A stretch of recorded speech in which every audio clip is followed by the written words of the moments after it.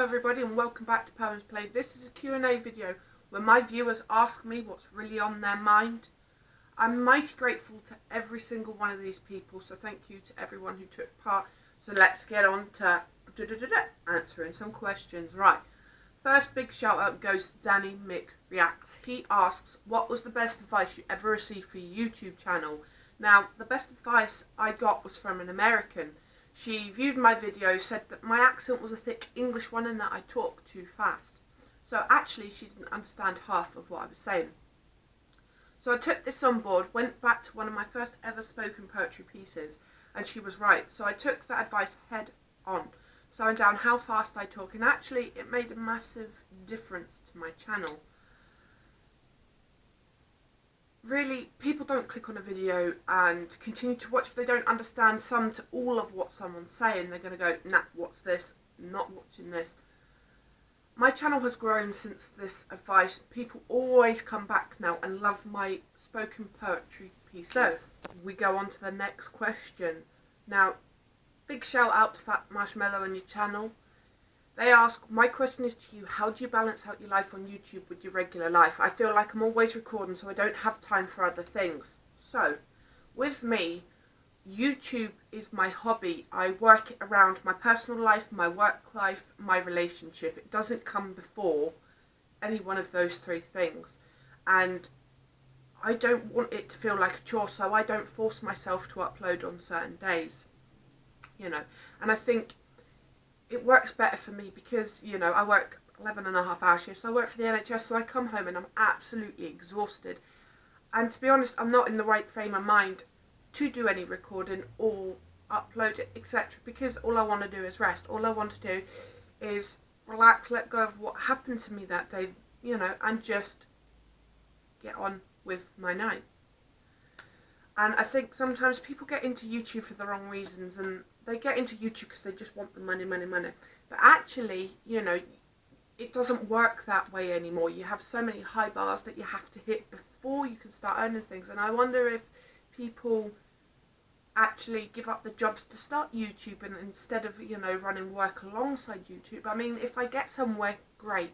I would be absolutely ecstatic. But the thing is, YouTube is, I'm not going to need to rely on YouTube. YouTube is a hobby, so actually, if I do ever get big, I'm not going to drop my work because I save lives every day. That's the job I'm going to stick with. That's the job I'm going to progress into. I'm going to go into nursing next year, and that's just the way it is for me. So YouTube, if, my spoken poetry series actually get out there and people absolutely adore them so far, but if it gets bigger and bigger and bigger, actually most of my wages is going to be donated to charity because I don't need that kind of money. I live within my means. I live a comfortable life with what I'm earning now. Why do I need to earn more for? Well, some people want the flashy cars and all that, but actually no, it don't actually really interest me at all. So I actually put my personal life before YouTube, because really, if you think about it, who are you going to pick? Your family and friends on one side, you got YouTube on the other. Which one are you going to pick? Because actually, if you go for YouTube, you're going to lose all your connections and you're actually going to be quite a lonely person. And actually, speaking of which, I know someone, he put so much effort into YouTube. He used to record every day. He used to spend all his day, recording, editing, uploading. And actually, he lost contact with his friends and family. And he didn't go anywhere. He didn't get anything from all the time that he invested. And actually, I think that's the case for half the people on YouTube. They put so much effort in and they don't reap the rewards because they don't actually get anywhere. So, yeah, but he lost contact with everyone around him. So actually, he didn't text or call his mum or sister. He didn't, go out with his friends anymore. He was just sat inside focused solely on YouTube, and actually I think that's quite unhealthy for people to do, because actually you're wasting your life away in front of a computer when there's a whole world out there with your family and friends. There's my answer to that one. So question number 3 comes from where she is now. What is the most inspiring piece of advice you've ever been given? Now, the most inspiring piece of advice I got given, and I still actually receive it now, and I got it from a group of people that are not related, of course, But actually they were saying, keep going, your work's beautiful, I love the flow of your words, I love how much passion and power you put into the words. And you know, people actually feel like they mean something, that it was actually written for them. So actually I feel like I'm doing a great job, and I feel like with the people I've reached already with certain spoken poetry pieces, people are actually responding really well towards me. And actually, you know, all of it's inspiring advice, because it keeps me going, knowing that my words are actually reaching someone and it actually means something to someone else. And actually, later on in question, it's going to be down the bottom, actually explains why I put such power and passion, and you know, why I write such words. And actually many people can actually relate to these words, and you know, it's because we share the same experiences. So that's that question. Thank you to everyone out there who's ever posted a lovely review and told me to keep going, because you're the reason why I still keep going today. So question number 4, please, comes from OutLaw Garage, and he asks, what do you think your biggest hurdle was in starting YouTube? Now, mine actually breaks down into 2 to 3. My first one was the editing. I've never edited a video before in my whole entire life. So actually, my editing is improving with every new video that I bring out, because I'm learning something new with each one. I'm playing around with the settings. I'm finding out what I can add, what I can't. So actually, you know, editing was the thing I feared the most. And actually, looking back through all my videos, you can see the change that each and every one has took on, and you can kind of pinpoint what new thing I found to play with. The second biggest hurdle for me starting YouTube was I have anxiety. And I know with these videos I'm closing my eyes quite a lot, because with dyslexia they play on each other. So I'll say a word, and actually when I'm recording and such, it takes about 20 to 25, you know, recordings for me to actually get it where I'm happy to be published. And I don't want people to see so much. Of course, this video is going to be a little bit more unedited because it's a Q&A video. What's the point of making sure it's absolutely perfect? I might as well gabble on, because that's the whole point of the video, and answering people's questions. And actually, I close my eyes quite a lot, and people will notice it in my videos, and when I've done spoken poetry pieces where the camera's been on me and I haven't done it through like words on the screen and such. And it actually makes me feel better, and it makes sure my dyslexia doesn't get in the way of my anxiety. So my anxiety sees, oh, there is no camera, watch me, oh, I'm not, you know, I don't have something to reference by. And the reason why I have something to reference by is not only for my anxiety, but it's also for my dyslexia, so I'll be able to pronounce words properly, or as right as I can. So actually, you know, the editing and my anxiety and dyslexia were, you know, I would say they were my 2 biggest hurdles ever in starting YouTube. And I think, considering I'm dyslexic, I think, you know, my spoken poetry series come across that I'm very well written, when actually I can write them. The words come to my mind like that, and I can just write a whole poem down. But when I'm speaking it and I'm recording, actually it doesn't work that well, and it takes me quite a lot of recordings before I'm actually happy to go, this is the one I'm going to upload today. So that question is answered. So question number 4, please, comes from Family Gone Rogue. He asks, what are your favourite YouTube channels? Now, I have many favourite YouTube channels, but I've whittled it down to 5. So first up is Prince Era. Now, I've been following him since he started YouTube. He does spoken inspiration, he does motivation, and actually he's a really good channel to go listen to. His videos are absolutely astounding, so I highly recommend him. Go check out his channel. Second one is Barshan's. Barshan is an absolute hilarious channel. They do a range of different things. It's quite varied. There's always something different every other week. And they actually do it down in the YouTube recording set down in London. Third is My Virgin Kitchen. Now, Barry is actually one of the gentlemen in Barshans. Now he tests gadgets, and within those gadgets are stuff to help disabled people with actually going in and being able to actually have their independence when they cook a meal. He also does cooking as well, included on the channel. So he'll do stuff like clear soup. He's successfully done that one. He's done clear tacos as well. I was absolutely amazed at that. He does like little people's personal favourite bars of chocolate. He's done a crunchy, and actually he's turned it into a massive scale bar of chocolate, and absolutely he cuts it open and you can just hear the crack of the honeycomb. So actually I recommend his channel if you like cooking, if you like to see gadget testing. I recommend his channel hugely. 4 is Ashens. Now Ash is actually another one of the people in Barshans. He does cheapo, so he goes around Poundland and he reviews all their products. So actually if you go into Poundland and go, actually I'm going to grab a quick snack while I'm here, he will recommend what's the best one to go for and which one actually don't taste of anything. So I recommend his channel. I find it absolutely amazing. 5th and final one is Button Poetry. Now Button Poetry is, and I just love it.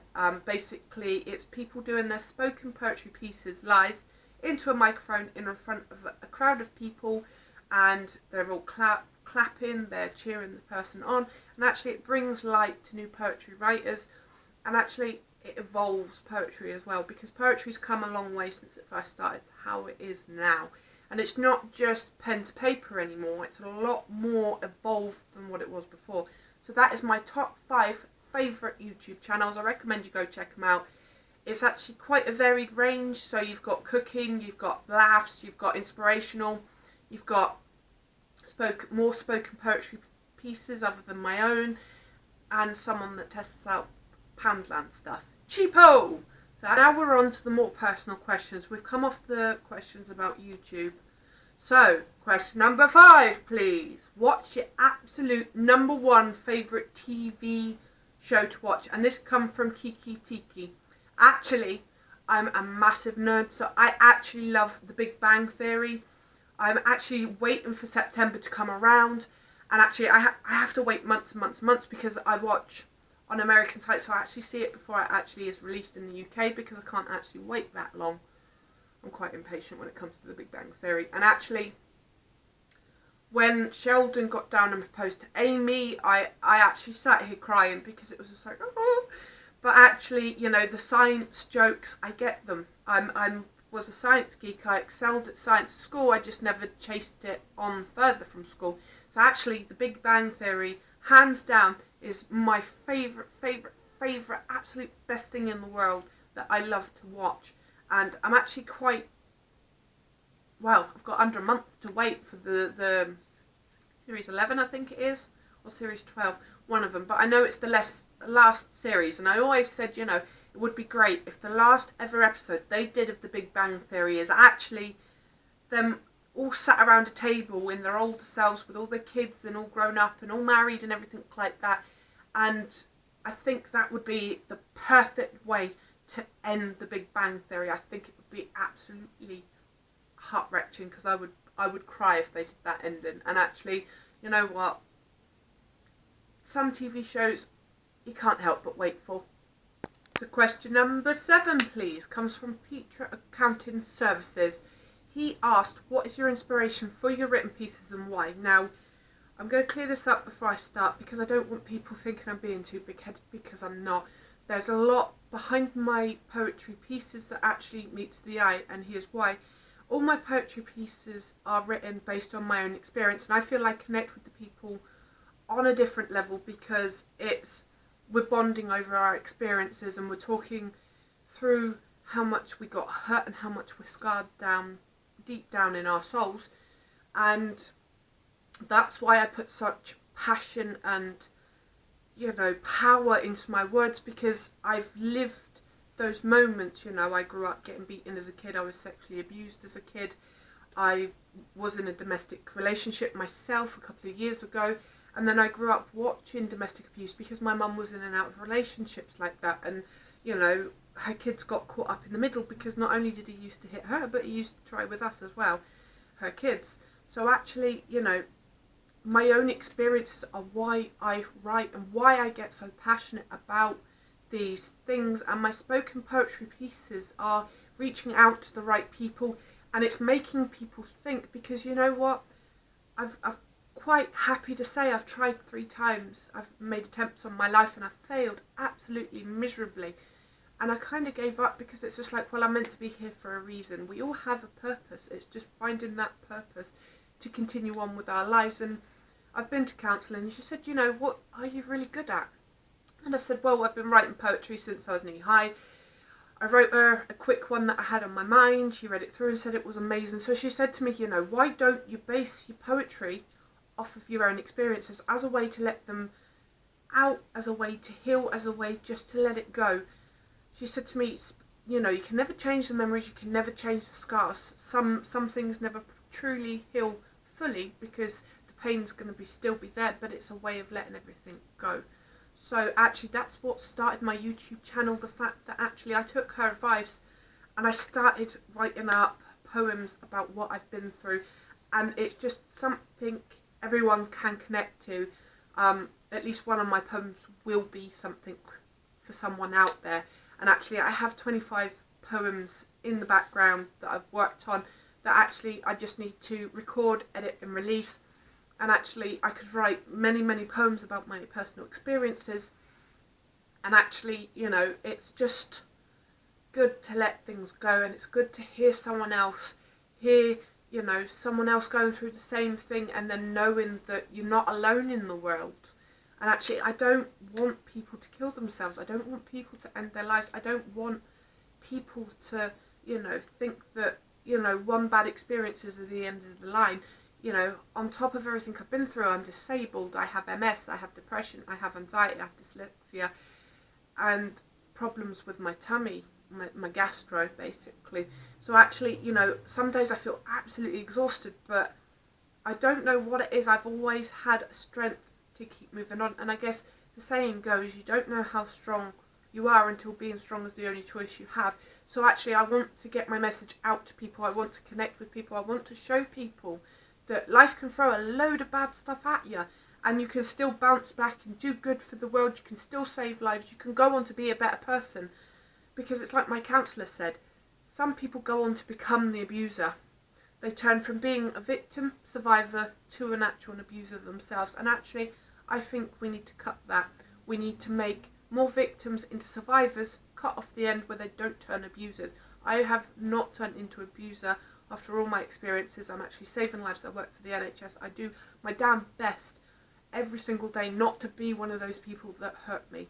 So actually, my inspiration is my own experiences, and actually my counsellor watches all my YouTube. She's one of my subscribers. She absolutely loves my spoken poetry pieces, and hand on my heart, I am very grateful to her. And of course, you know, if you're feeling down and low or want to talk about experiences, counselling is always there for you. So you've always got an option to turn to. You can turn to your family, you can turn to your friends, but there's always someone there to listen. So actually, you know what? I don't want to come across as big-headed, but I hope that explains a little bit more about my channel and what the words actually mean to me. So, question number 8, please, comes from a Mason Wickmore. He asks, where are you originally from? Now, this is quite a story. I'm actually originally from Southampton, and my accent does come out quite strong in my videos, that I will admit. And when I say R's, like roll over, ears, my R's roll quite a bit because I am a southern lass. And I actually, 2 years ago, I applied for NHSs all up and down the country. I didn't care if I had to move to Scotland. And I put all these applications in, and Nottingham was the only one that actually got back to me. So I came up for my interview, and it was just like, yeah, why not? Fresh start, somewhere new, no one knows me, a chance to actually start again. So I took that opportunity with the NHS, and 2 years later I'm still here in Nottingham, and Nottingham, sorry, southern, I can't pronounce it properly, Nottingham, there we go, I said it right. Many people have a go at me about how I say it, but it's my accent and I can't fully pronounce it without breaking it down, but yeah. So I'm still living up in Nottingham. It's a beautiful place. There's some beautiful countrysides to walk through, and actually I'm rather quite happy here. So I think this will be the place that I will stay. I'm quite settled at the moment. There's no plans in the pipeline of another big move. I think I found my place to settle. So yeah, I'm a southern lass. I'm from Southampton. So question number 9, please, comes from Teen Skills Trick Shots, and it's actually quite a funny question. He asks, how many chickens would it take to kill an elephant? Now, when I first saw this question, I thought of loads of little chickens in their little armour, and you know what, I can't ever imagine even 1,000,000 chickens killing an elephant. The skin's so thick, so actually I had the image of an elephant just coming along, stamping and crushing all these little chickens and them not actually standing a chance. So I don't actually think chickens would ever be able to kill an elephant. But that's just me. Tell me what you think in the comments down below, and whether you think chickens could ever kill an elephant, and how many you think it would take. So question number 10, please, comes from Vacation Impossible. Now this one was the best question, and I decided to leave it last. You'll see why soon. What was your favourite vacation? Now, my favourite vacation I actually went on last year, the 30th of November to the 14th of December. So I went for 2 weeks, and I actually went to Barbados in the Caribbean islands, and it was my first time away abroad. Never been abroad before, never been in a plane, so my first trip abroad was actually a 12-hour flight, and I'm actually hand on my heart, I'm actually rather quite happy I didn't have any panic attacks or anything like that. I took to it quite well. Taking off, I absolutely loved it. Felt like a roller coaster ride, and I absolutely adore roller coaster rides. When we got to St Lucia, because you stop at St Lucia from Manchester, stop at St Lucia, get on more passengers, and then you fly over. You do an island hop to Barbados, and when we got to St Lucia, it was tropical rains, and the rains are something you've never felt before because it's warm and it is so nice. And it was kind of a bumpy, wet landing. It did panic me a little bit. So I think landings are quite a scary thing if they're bumpy. I know the taking off should be like a roller coaster, landing should be like a roller coaster, but it turns your stomach when you bounce on an aeroplane. I tell you something now.